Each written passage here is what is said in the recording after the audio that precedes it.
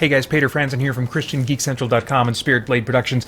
I wanted to give some thoughts about Spider-Man 2. I finished playing it last night, but I have just been so swamped with work, with the extra work that fundraising for St. Jude's has taken this year with our big Game Save event, and so I didn't have time to really organize my thoughts in a great way. So I'm just going to give you some off-the-cuff reactions that will serve as a quote-unquote review, both in a few thoughts I'll share here, then I'm going to cut away actually to a hangout I had with patrons yesterday that shares some of the same thoughts and verbalizes them in a way that might kind of clarify where I'm coming from. Anyway, broad strokes, very broad strokes. Is it a flawless game? No. I've had issues with bugs, and there's things that I wouldn't like here and there, but I love this game. I love Spider-Man 2, the story, the relationships, the character-driven elements, the visuals, the spectacle, all those things that I loved, that made me well up with tears in the first game, all that returned, but with even more difficulty and accessibility options, the slow-mo, hotkey options. I'm going to talk about, you'll hear me talk about in the Hangout with Patrons in a second here when I play that clip. That was transformative at one point. And let's see here, really at that point, because they make the game easy enough for me, it's like playing a game with a game genie. And the incentive, though, for me to still try and do well is to try and look cool. I want to create that fantasy. I'll talk about that in a second here. What I won't mention in the clip that you'll see is that I think that there's benefit to the slow-mo for those that are maybe still interested in a challenge. I speculate that maybe people could dial up the difficulty a lot, but lean into the slow motion options and still really have an engaging, challenging experience they would like, but a very different type of gameplay experience. So I would encourage you to maybe experiment with that if you haven't considered that before. Again, I'll talk about the benefits of the slow-mo aesthetically in a second here. But yeah, this is a power fantasy if that's what you want. And that's what I want when I play especially superhero games. And they let me do what I play superhero games for in Spider-Man 2. So having a great time. Here is some more of me talking about it the other day with patrons to flesh out a little bit more what I'm feeling and thinking about the action, the slow-mo stuff, and what I'm really loving and enjoying about Spider-Man 2. Oh. Well, you've been playing it so far, so like without spoilers, like how is it, do you think? Yeah, I was going to put up a video for it today, but that got bumped to tomorrow because something else from yesterday got bumped to today. I'm really enjoying it. And yeah. For a lot of the same reasons that I enjoyed the first one, just the storytelling, which I don't go to games for. But they're doing something with these Spider-Man games that is working for me. Maybe part of it is because of my familiarity with the property, but I'm not a hardcore Spider-Man guy. I'm mostly, I just enjoyed him in his non-comic iterations. And, like animation, movies and stuff. And I read all of Ultimate Spider-Man, including Miles Morales. But I'm still not, as far as like mainstream universe Spider-Man, I've got a few arcs of that in my collection, but nothing more than that. So, but it's, I love just the fresh take on the character and his rogues gallery, and I think that they do some wonderful things to... just as they did in the first one, to make things more personal, give him personal connections to the villains and stuff like that. Those same kinds of trends are still continuing in the second one, and yeah, it's. I think that I was ready at one point to say, okay, yeah, I like this one just as much as the first one. And then the moment I realized that I liked it more than the first one was when I finally got around to trying out the accessibility options where you could toggle to the left and right buttons on the crosspad any number of effects that are available in the accessibility options. And the ones that I put as toggles on there was reducing the speed of the game to 70% and reducing the speed to 30%. And so what I was feeling was like, okay, I love that they give me the option to just not die in combat. They introduced that with Miles Morales, and it made it and preview materials, they said same things coming into the second one. They removed pretty much all insta-fail type scenarios. So, like, there are some stealth missions, like the famous Mary Jane stealth missions, but they're more, they have kind of like an optional out, like Far Cry. You know, it's like at least the way Far Cry evolved, because Far Cry used to have insta-fail stealth missions, but eventually in Far Cry and Assassin's Creed, it was like, well, it is definitely to your benefit to remain in stealth, but if you get caught, you have some limited combat. You can run, you can enter into stealth again somehow. You know. So they bring that kind of thing in. But even so, I didn't like how much I was, you know, getting knocked around in combat, because I just suck at action games. And so my Spider-Man fantasy was not fully fulfilled. What I want is to play with a digital action figure of Spider-Man. That's what I want this game to be. A collection of digital action figures. And in every combat, I create this awesome, cool spectacle in my imagination. Well, when I can toggle on or off, reducing the speed to 30%, then suddenly, I have so much more time to think and react. It becomes almost this real-time tactical action game. I see what you mean, yeah. And that's the footage that I'm going to show when I make my video about it and just talk about the game. I think all of my footage is just going to focus on gameplay I recorded where I'm playing at 30% of the normal speed. Because suddenly, the game already has these cool moments where briefly you'll lose control and it shows this awesome animation, sometimes dipping into slow-mo. It's very Zack Snyder-y, you know? Well, now I can almost have that kind of feeling whenever I want.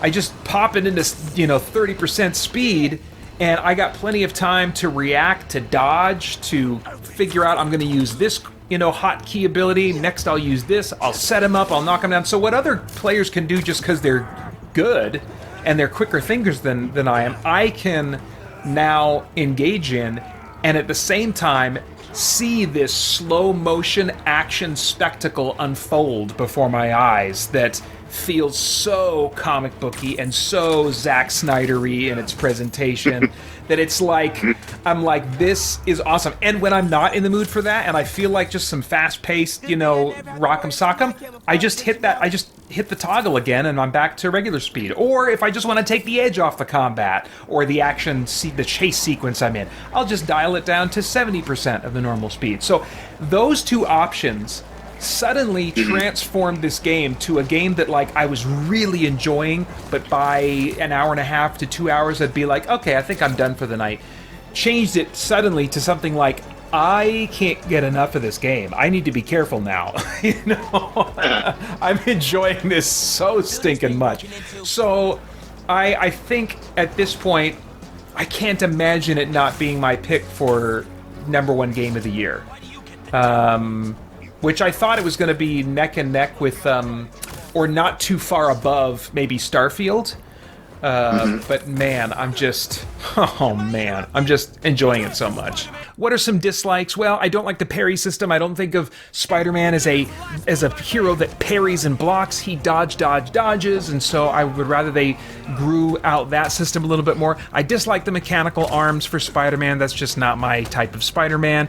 I did run into some game halting bugs, some henchmen getting stuck in the floors that I have to leave and return for. I ran into a freeze that I lost 45 minutes of my life because of, but ultimately found a solution on YouTube. So YouTube's probably your friend if you're running into game halting bugs for you.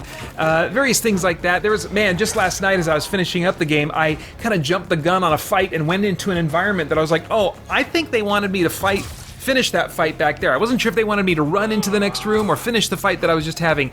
But I'm in a room that I don't think I am supposed to be here. And later on, I found out, like, oh, they just built that room for a cutscene. but I was like going into this room and clipping through walls and stuff. It was like, yeah, it was crazy. It was crazy. If you want to know exactly where it was, you can ask me in the comments below on YouTube or elsewhere, and I'll tell you, I'll spoil it for you and tell you where it was, see if you can get there too. But it was this room that was like, I'm not supposed to be here. This isn't really a fleshed out place. It was very weird. Anyway, but you know, even so, I ran into, well, no, here's what I should say by way of comparison. I played 100 hours of Starfield, and I ran into fewer game halting or progress halting bugs in that. So it is buggy, and I noticed more of them cropping up the closer I got to the end of the main story. But you know, the biggest flaw in Spider-Man 2 is that it never put Screwball in my path while I was wearing the symbiote suit. I so still want an excuse to kill her with Spider-Man after what she put me through in the last game. Anyway, no, I'm having a great time with this game. I finished up the story. I'll probably, you know, still spend many hours finishing things up in the open world. I might consider making another video that specifically talks about some of the themes here. One of the ones that stands out most strongly to me is the relationship between Harry and Peter. I think deep male heterosexual relationships are so important to really to play up, to show that intimacy can exist and should exist in deep friendships between two men. I think we just, in our culture today, tend to have tunnel vision, so that when one man says to another, I love you, and doesn't end that sentence with man or dude or bro, that it has romantic kind of connotations to it. But that is just something that we have done to ourselves with the culture, you know? And I think there's a wonderful platonic, deep, intimate friendship between these two characters that I think the only people that would maybe see anything kind of homosexual going on coming from either of the characters would probably be the same folks that would look at David and Jonathan in the Old Testament, or Jesus and the beloved disciple John, and kind of think, oh, maybe there's something gay going on there. I think that really what we seem to be presented here, I could be wrong now. Maybe at some point a producer will come out and say, yeah, this character was supposed to be gay and have unrequited feelings or whatever like that, you know. But what it plays as to me in this relationship is this beautiful platonic male, deep, intimate friendship that I think needs to be modeled so much more, because I think it would help so many people that are sorting through what they're feeling, what they're longing for in certain relationships without improperly categorizing them and then following a path that is not going to be good for them. So anyway, yeah, I love the relationship as it plays out, as it's fleshed out between Peter and Harry.